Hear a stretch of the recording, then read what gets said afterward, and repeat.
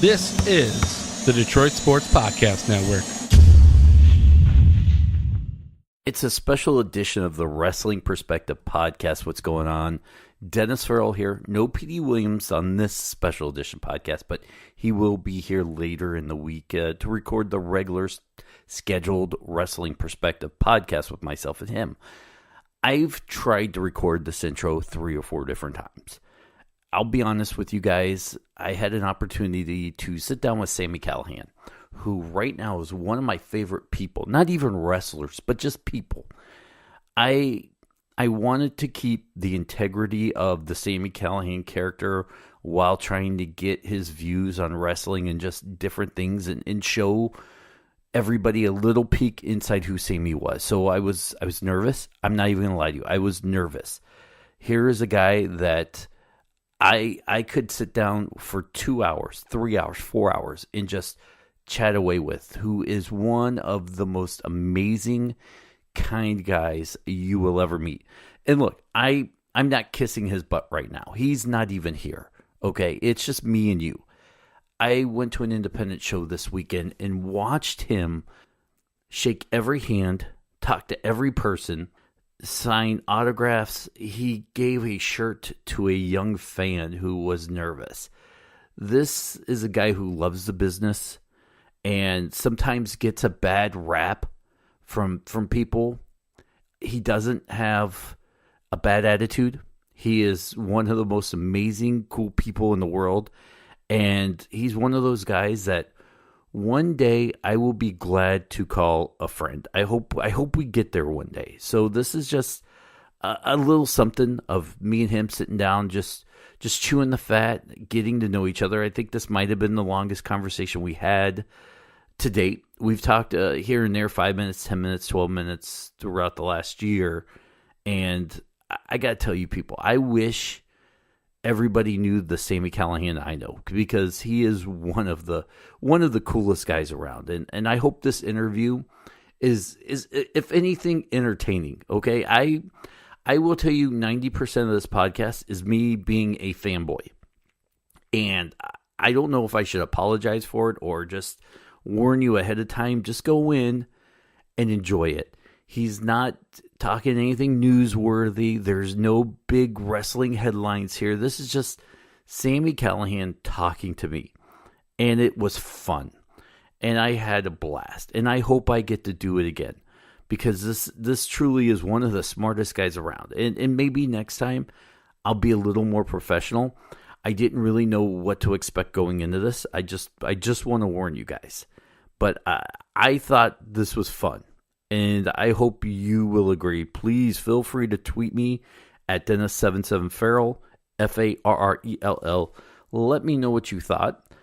I didn't do this podcast for the downloads. I didn't do this for getting headlines. There are certain guests when PD and we get onto the podcast, I'll go, if I ask this guy this, and if he answers somewhat truthfully, This could get us a couple extra clicks and downloads because the dirt sheets will pick it up. This isn't one of those podcasts. I did not go into this thinking that, trying to craft a question that way. It's just me asking questions that I want to know. I think I threw in a few fan questions. You may hear your questions in there, and I apologize. I didn't have my list with me. This kind of came spur of the moment. So I really hope everybody enjoys. What I truly enjoyed was the time I got to spend with Sami Callihan here today. And before we hit the OVE Sami Callihan theme song and get into the interview, we have some brass tacks to get to, a little housekeeping. The lifeblood of the podcast and the radio show is BlueChew.com. I know you've heard the Blue Chew ads on every single podcast, right? And you're probably thinking, not for me. I'll buy a shirt, I'll buy a pin, I'll buy a hat, but I'm not buying Blue Chew. And I kind of agree with you. I use it. I enjoyed it, but it may not be for you, but it helps us. So why don't you just go to BlueChew.com? Use a promo code PERSPECTIVE, right? You get your first order for free. You save I don't know, a ton of money. Just pay $5 shipping and handling, and use it. Don't use it. Put it in a drawer. I don't care what you do with it. Try it out. Don't tell anybody. Tell a friend. Who am I to tell you what to do? All I'm saying is, if you just go to BlueChew.com, use the promo code Perspective, and get your order, pay the $5 shipping and handling, it helps out the show big time. And I don't know what you want to do with it outside of that, but it helps us. And I know you've spent $5 on merch that you wish you could get back. Trust me. But this helps the podcast. If you're like, gee, I wonder how we can help the podcast. Well, this is it, okay? I'm telling you, do it. Help us. Help, please. Please. If PD were here, he'd use his cute Canadian accent to sway you into buying it. I'm begging. I'm not above begging. See? Look, I'm begging. Anyways, and if you're like, what is Blue Chew? Let's just say it helps you get to the top of the mountain in bed. Wink, wink, nudge, nudge. The main event.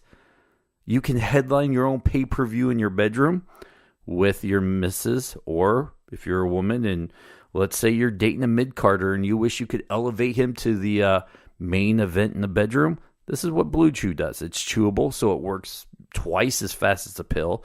It's made with the same active ingredients as Cialis and the other blue pill, so you know it works. It's made in the United States, so it's cheaper. You can order it online, so there's no more doctor visits. I just could keep going on and on and on. I won't.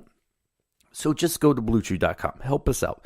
You know, you can shoot me a DM and tell me you did it, and I'll high-five you and give you a shout-out on the podcast. Maybe I won't go, hey, Tim Johnson has ED and he ordered Blue Chew. I won't do that. But I do it for people who order a T-shirt. I'll do it for the people who order Blue Chew. I won't muddy the waters, and I'll let the fan base guess. See, it's a great game that we all could play. You know, did Tim Johnson or April Sutherson or whoever, I'm just making up names, order a T-shirt or Blue Chew? You'll never know because I won't tell. All right, that's a bad game. But either way, go order the Blue Chew. And you're like, what? Did he say T-shirts? I did. Guess what? We have T-shirts. whatforapparel.com/WPP. Go there, buy a shirt. It's one of the cheapest podcast shirts you'll find. PD and I decided we would rather sell shirts than make profit, although it doesn't hurt if we, make a buck or two. But we have some of the lowest prices shirts, so you can afford to buy them without breaking the bank. You can wear them. You can tell us. We are super excited whenever we get a tweet or a DM that says, hey, we bought a shirt. We've got several designs. We've got some more coming. We appreciate anything and everything you guys do for the show. That's the only two things, a shirt and Blue Chew, that we're going to ask to hawk to you guys. So that's it. And outside of that, we don't do Patreon. All right, so this Sami Callihan on some podcasts would be hidden behind a paywall. Patreon, be a monthly subscriber, and we'll give you the Sami Callihan interview. We'll give you the Young Bucks interview. We'll give you Killer Cross. We'll give you whatever. We do all these interviews. We give them to you for free because we are putting our fans over profit. And we thank you guys. So now look, we're like 8 minutes in and you're like, hey, we're Sami Callihan. Joke's on you. He's not coming. I know, really, he is. Here's the theme song now. OVE. Ohio versus everything.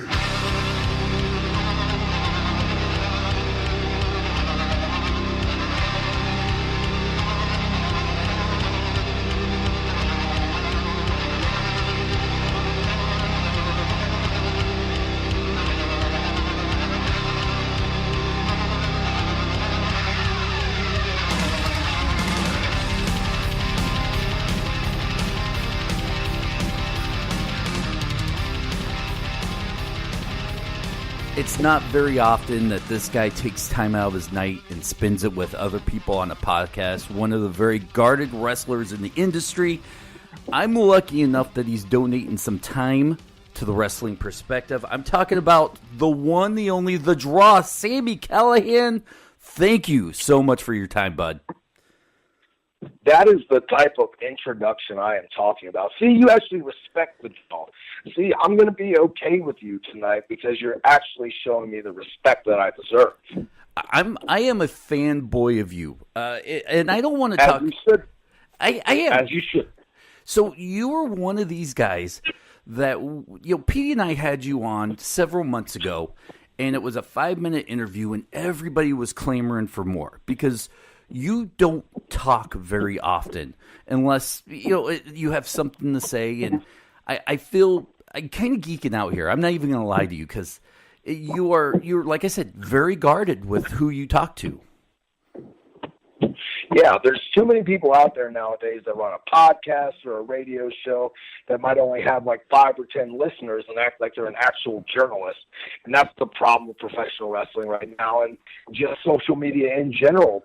There's podcasts about movies. There's podcasts about sports.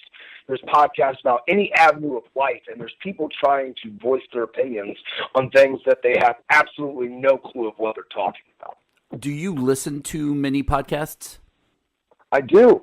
I am a big podcast enthusiast, actually. I have probably 3 or 4 podcasts that I'll listen to on a regular basis weekly. Have you ever thought about doing a podcast on your own, maybe after your wrestling career is over? Or is it just kind of like everybody has it now, and even if you wanted to, just out of principle, you wouldn't do it? Well, I'm a very creative guy, and I like to have my hands in a lot of pots. It's something that's been getting thrown around a lot lately, and I actually think we might launch a podcast before the end of the year. I'm going to maybe jump over to that side of the fence for a little bit and see if I can make some money with my voice. Boy, if I can help you in any way, please reach out. I'd love to help you any way I could if you decided to go that avenue. Good. Let's do it. So I'm telling you right now, let's do it. Stay on me. You know how hard I am to get a hold of. Just stay on me. Keep reminding me. Let's do this podcast. Do this podcast. You know what? I do. And here's the problem. Like, I consider us acquaintances and probably a little more friends now than when I first... I gave you a t-shirt. Yeah, I gave you a t-shirt. You did. And up until this weekend, I would have called us acquaintances. I was afraid of PDs that you were going to do a favor for. And you tried to pay me $20 Canadian, and I told you put it back in your pocket because, to be honest, what is that like? Like $1 American dollar at this point? If that, right? I mean, I don't even know if it even spins here, does it? But the money in Canada doesn't look real. I'm pretty sure it's actually fake money. And I don't even know if it even has any value over there. I think it's just a gag that they play on us Americans when we go over there. It's very scary. So, one of the things I want to talk about look, I threw it out there that I was going to interview you, and everybody's question either started or ended with the word Dean Ambrose, which I'm sure we'll talk about later. And I don't really want to get into that too much because he's under contract. You don't really know, or even if you did, you probably wouldn't tell us because you want to keep it secret. But we'll talk about that later. I want to talk about your obsession with the Nintendo 64 to start this off because I too... Oh, the N64 master. I am an enthusiast now. I have a Nintendo 64. NWO versus WCW Revenge is a constant. I am a gold. I destroy you. Well, this is where I bet I beat you in under a minute. Under a minute. Under a minute. Really? This is what? Now, what are we going to bet here? Because this is you're coming to the Windsor shows. I hope for either the Impact tapings or Border City, and I am, and I will bring my Nintendo 64 if I need to lay down an asphalt. Well, can bring mine too if you conveniently forget yours. But I am. This is what I was hoping you were going to say, that you were a Nintendo, a NWO versus WCW Revenge guy. I like No Mercy a lot, but I have to say my 2 favorite are NWO, WCW Revenge, because I like the quick play action, because you can beat someone in under a minute if you catch them with a good submission or a good strike out of nowhere. But if I have to say the best of all time is Virtual Pro 2, man. Really? Virtual Pro 2, if you haven't played it yet, you got to get it offline. You got to plug that in. You got to get your chops up, because that's where the big boys play. You're not a GoldenEye guy? GoldenEye's okay. If I'm going to play a game like that now, I'm just going to play Call of Duty. Like, technology has really blown that out of the water, where it really doesn't hold up for me to this day. Now you talk about Super Mario 64 or a little bit of Mario Kart or original Mario Party, I'll play the hell out of that. I'll play the hell out of some wrestling games. I'll play the hell out of some football games. So if I want to play a shooter, I'm going straight for Call of Duty on my PlayStation 4 right now. Oh, I am going to have to switch PlayStation names because that is the game I play. I'm not very good at it, but I have a lot of fun trash talking in it. Okay, fair enough. Fair enough. But I got anxiety attacks over Call of Duty. It gets intense. Oh my gosh, isn't it? Now, like I said, I set this up because I did want to talk about what was your wrestling watching habits growing up, because I am an outspoken fan of WCW. I grew up on it. I love it. I was a WCW kid, man. I'm not going to lie. During the Monday Night War, I watched both, and I liked a lot of people from both. But I was always on the WCW NWO side of the fence. Like, to me, when I was younger, that's where, like, for lack of better terms, that's where the big boys played. Did you ever try to style in the early 1.0 of the Sami Callihan character after anybody in the WCW? Oh, I watch a lot of Fit Finlay, and I'm a huge fan of the Dungeon of Doom. Say what you want about it, but it's my childhood. That was a big part of my childhood, just like The Undertaker was. And I always like to base myself off their larger-than-life monsters, just like they did the Dungeon of Doom. Kevin Sullivan was the man back in the day to me. I was like, look at this little old man just destroying people, and he has a whole army of monsters. Like, what's not cool about that? Well, and that was, Halloween Havoc for me will always be my all-time favorite pay-per-views. Oh, giant inflatable gargoyle with a pumpkin, best entrance in wrestling history. Thank you. And you know what? Say what you will, and you have your Dungeon of Doom and your Kevin Sullivan, but still to me, one of my all-time favorite angles in wrestling was the Black Scorpion angle. And I get made fun of constantly over this, but you take out the cheesiness, that was probably one of the best well-thought-out angles that happened at that time period. 100% doesn't get enough credit for how good it was. Do you think something like that could be rebooted in today's wrestling? 100%. Anything can be rebooted if done correctly. The problem right now is people just try to do it exactly like it was before, and instead of like trying to think out of the box and taking someone else's idea, making it your own, and actually adding more layers to it.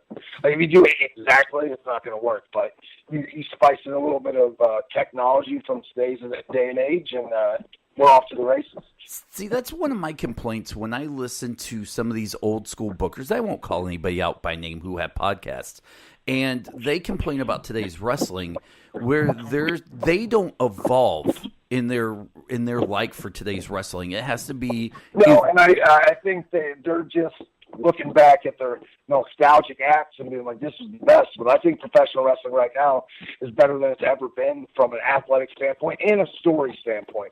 A lot of people want to be like, oh, guys from this generation are just spot monkeys. No, guys from this generation put a lot more thought into wrestling than anyone ever did on any other generation. And I think it shows with how wrestling's blowing up again.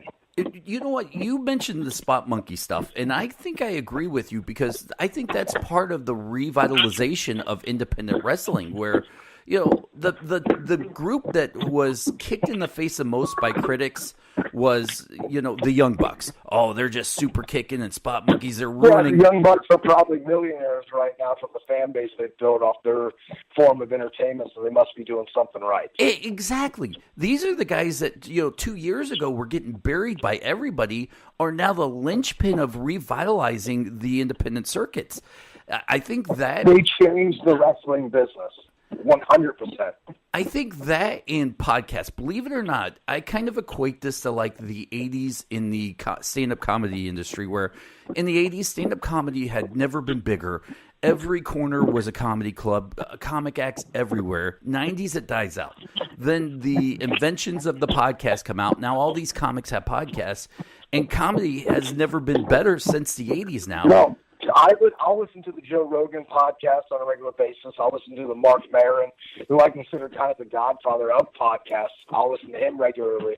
The Jim Jeffries show regularly. There's a lot of good comedians, and they talk about more than just comedy, and that's what's good about the pro wrestling podcasts right now.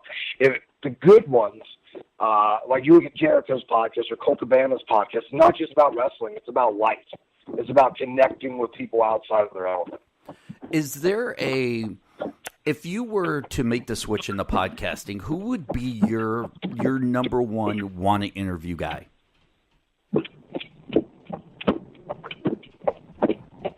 think Scott Steiner, man. Scott Steiner, anything he does gets big numbers, and I think that would be one of the most ridiculous podcasts ever, just Sami Callihan going one-on-one verbally with Scott Steiner for 40 minutes to an hour. You know what, I kind of, now that I think about it, I can kind of do it. And we could almost do a version of it if we can get Petey to do a Scott Steiner impersonation when you're on. And I'm down with that. I'm not gonna lie. I'm good for some old Maple Leaf muscle Petey Williams. Let's talk about you now in Impact Wrestling. Last time we had you on, you had said to me that you wanted Impact to give you the ball.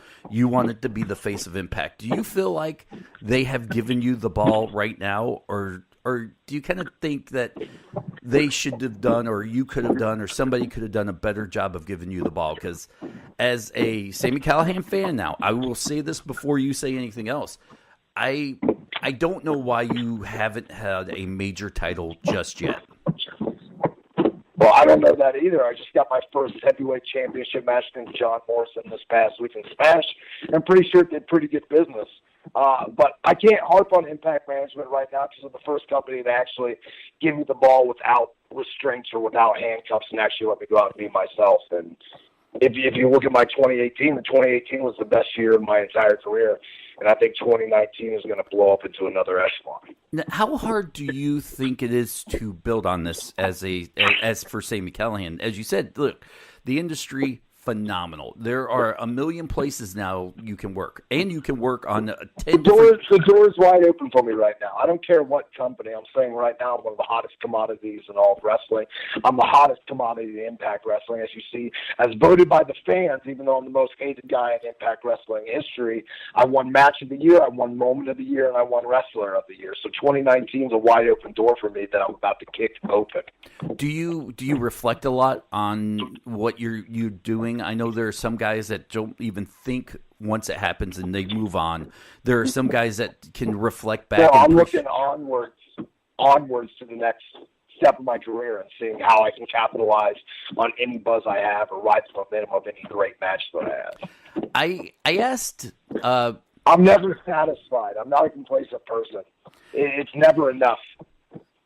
Being on a television show for 40 minutes, if it was an hour show, isn't enough for me. I want to be every second of every day the person that everyone's talking about. That's what I'll continue to try to be. When I had Dave on last week to do the podcast, we were talking about how Rockstar Pro had been more involved with Impact Wrestling, and I loved it.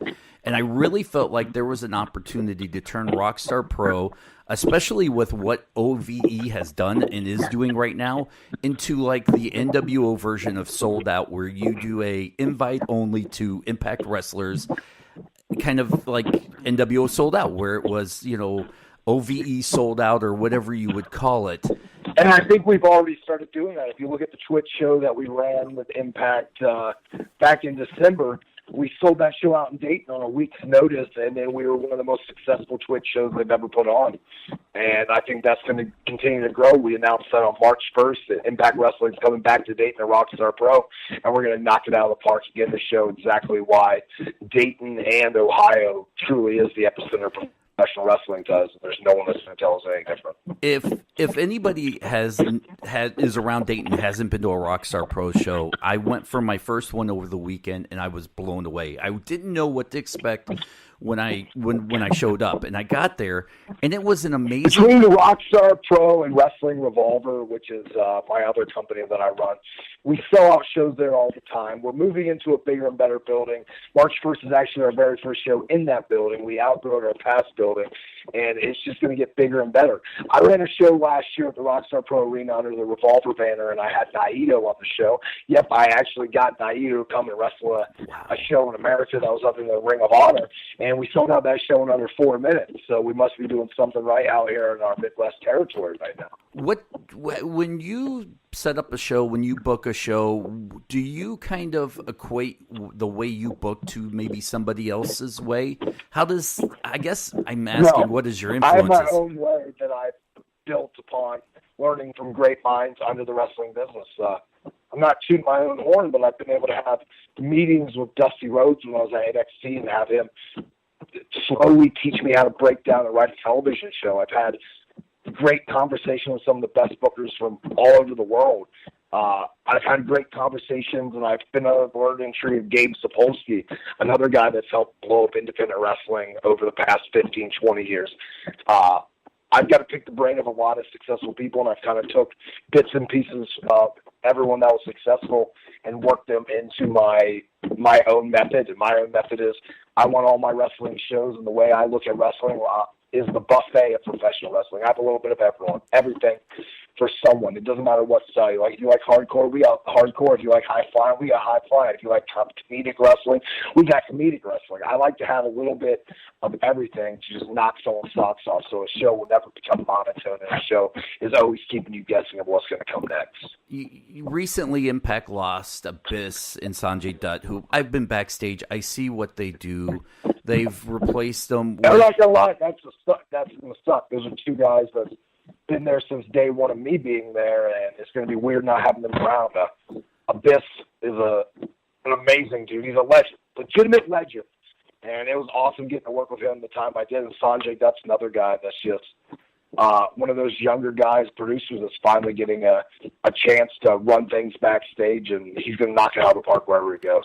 PD's brokenhearted because Sanjay was one of his best friends. It was the reason he came out of retirement to come back to Impact Wrestling. But with that big void and with what you know, do you feel like you could or would even want to kind of step in and start being, and I'm not saying you're not a locker room leader. I've seen you talk to people, you sit people down, but do you think this is an opportunity for Sami Callihan maybe to step up more and be more of a presence backstage as a leader role or a mentor?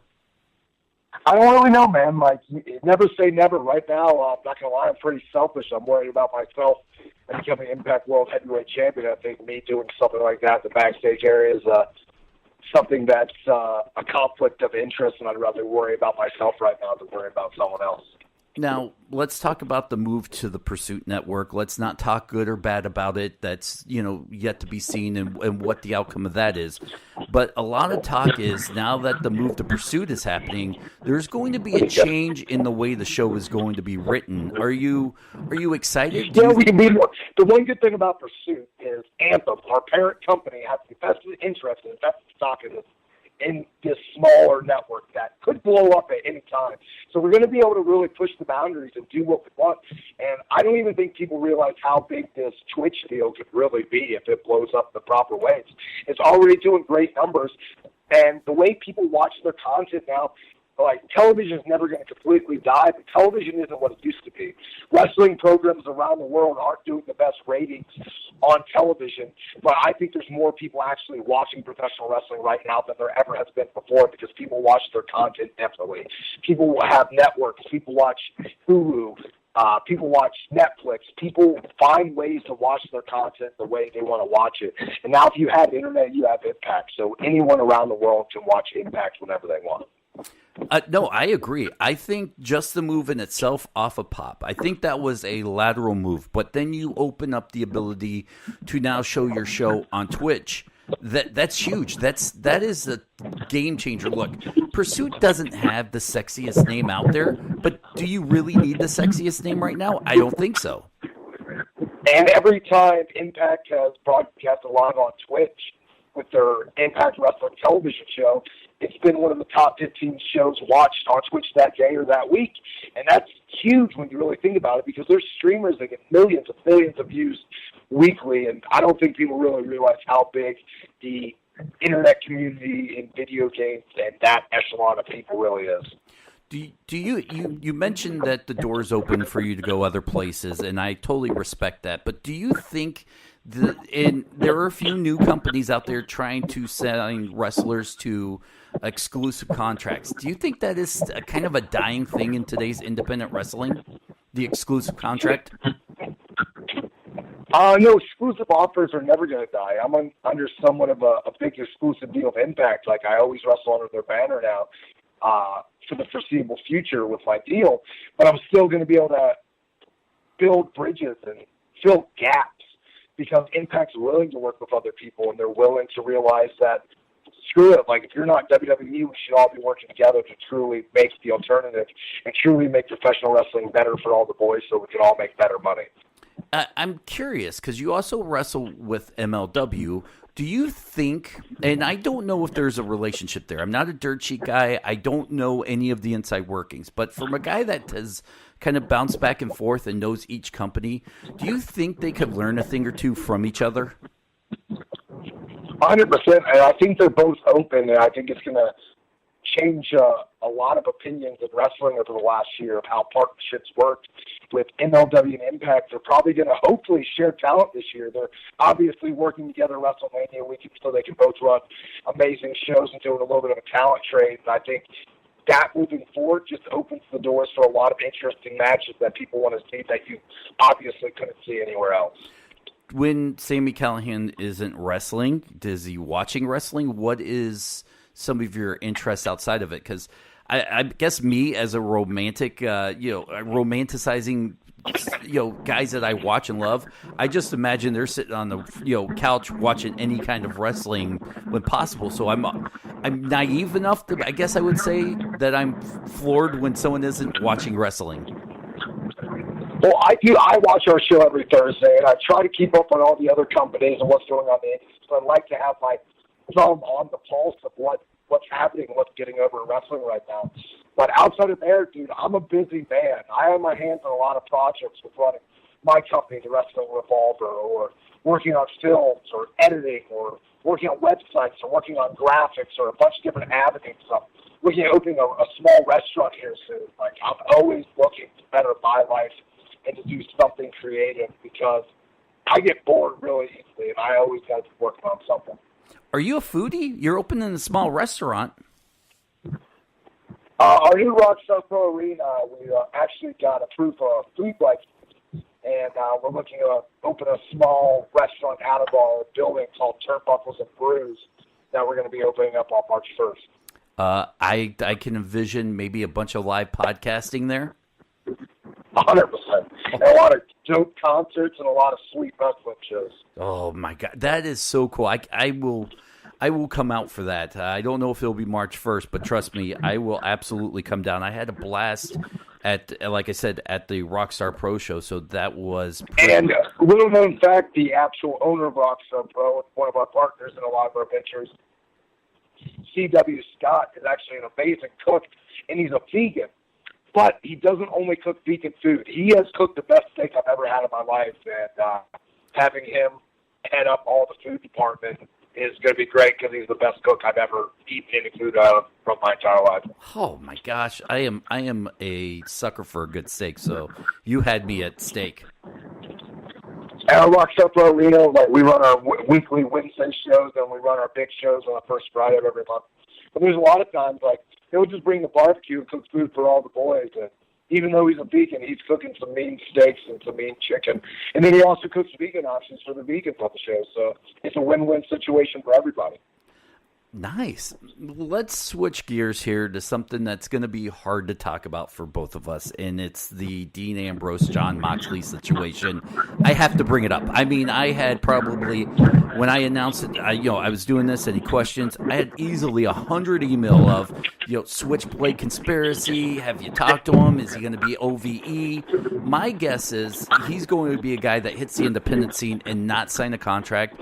He's going to just kind of enjoy being a free agent and floating around. Now, this is all I'll say about Jon Moxley, whatever you want to call him, and I'll pretty much leave it at that. Jon Moxley is a guy where money never mattered to him. And he's a really, really strong-minded person that has his own goals in life and just looks at life a lot differently than everyone else. If he leaves WWE, he's going to be successful. If he stays at WWE, he's going to be successful. And with him, honestly, you don't know what he's going to do. He's the type of person where anything is possible and legit anything could happen. Are you excited? I mean, for you personally, maybe even being a little selfish, the chance that if this happens, he goes through, whether it's a work or a shoot or whatever people want to call this. Let's say he's a free agent and the 90 days are up and around April. Are you excited what could be between you and him? I don't know. I don't know if I want to go down that path. I don't know if I want to. That could end very badly for both of us because I think it could end very violently if me and him end up having to go one-on-one with you. That's an interesting answer. I like that. Because I'll be honest, when he became pretty popular on the independent circuit, I had kind of drifted out of the wrestling industry. I think I was working at ESPN at the time doing fantasy football. So when I got back into wrestling hardcore like I am now, he was already Dean Ambrose in NXT. So I missed a lot of those early days with him, Switchblade Conspiracy, and I feel like I'm doing a lot of catch up when I talk to people about stuff like this. I also have to ask you, you're a co-trainer too, right? Yeah, me and Dave Chris run our own school, the OI4K Wrestling Academy out of Dayton, Ohio, and we have a pretty good track record right now. If you look at the guys that we either trained for scratch or straight up handpicked and helped hone them into what they've become, you look at all three Rascals. You can look at guys like Ace Austin. You look at guys like Clayton Gaines. We have guys that are blowing up in wrestling worldwide, getting signed with national television deals all over the world. So we can't be doing too bad of a job. And I say that a lot because I try to be humble, but we're not doing too bad of a job because we're all able to live our dream on television together and we run a badass wrestling school. So life ain't that bad. No, it's not. I can't wait to take a tour of it. I was talking to Dave over the weekend. He's like, yeah, anytime you want to come down and take a look. This is, like I said, this is really the first year now I'm not going to shows as PD's sidekick, his little nerdy buddy that carries the microphones around. So it's kind of cool that I'm slowly growing my own reputation.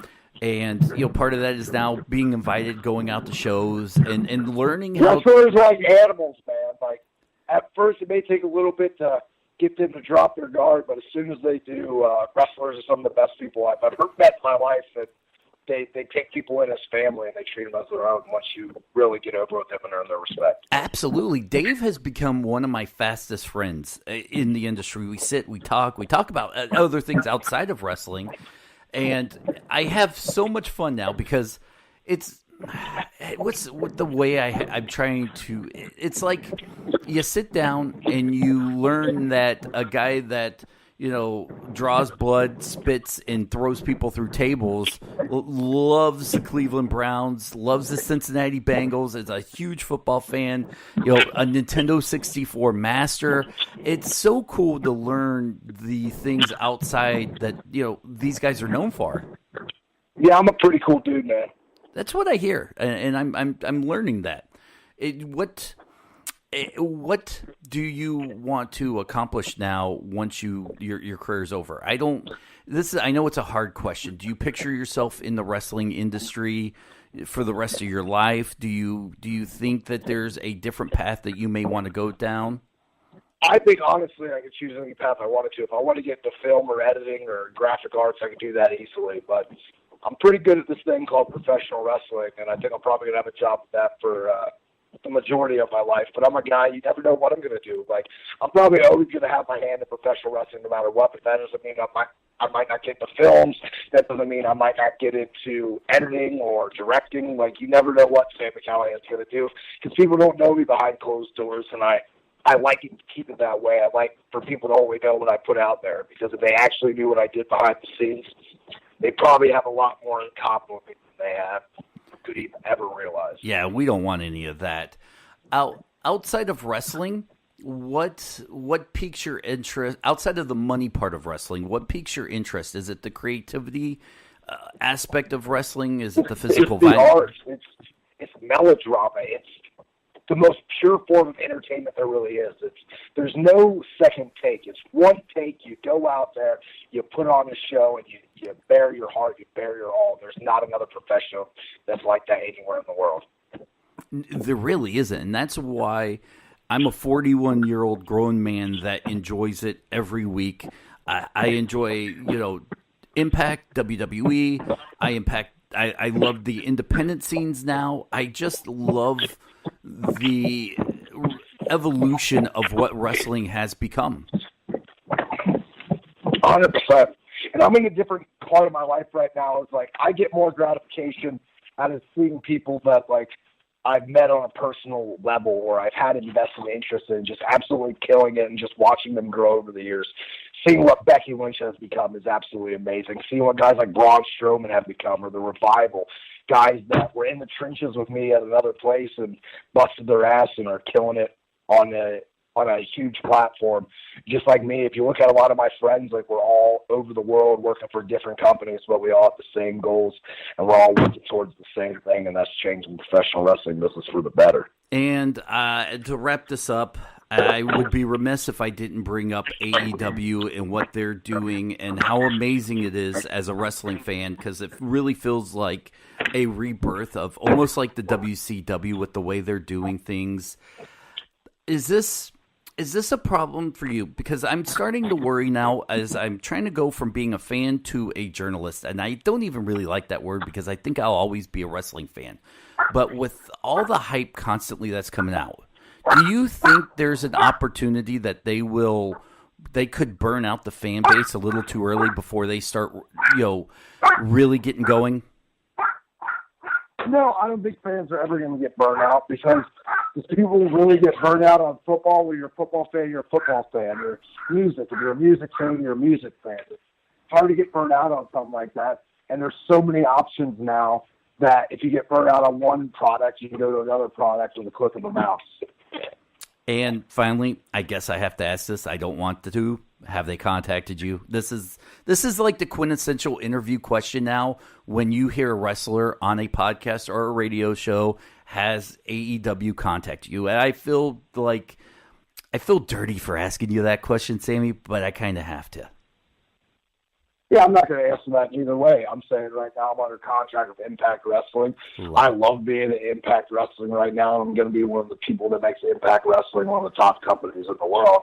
And that is my interest, and that is my plans and goals moving forward. I will be the Impact World Heavyweight Champion. I hope so. I'm rooting for you. And finally, let's talk about where people can find you and some of the stuff, because when Petey and I sit down this week to record our podcast, I am going to go for probably an easy 30 minutes talking about my time at Rockstar Pro and watching and how the matches were set up and how much I enjoyed it. So I want people, if I find something I enjoy and Rockstar Pro, man, like, you got to give a lot of credit, the majority of the credit of how the booking goes in the field, that company, to Jake Christ. People don't realize how smart Jake Christ is, and he's the head booker there. He took that company from being pretty much a joke 5 years ago, drawing 13 people on a Wednesday, to now every Wednesday drawing hundreds of people, and every Friday selling out that building, and actually helped build that company to what it is today.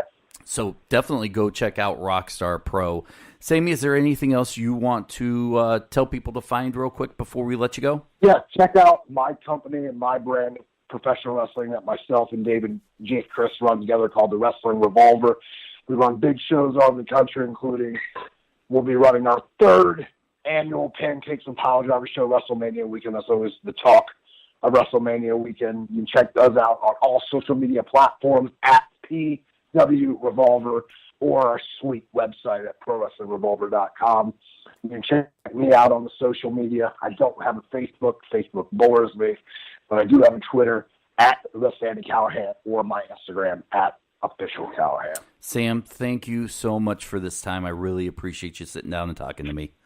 100%. Now, put this on there, get a bunch of hits, and then kiss my ass. Yeah, I like it. Thank you, buddy.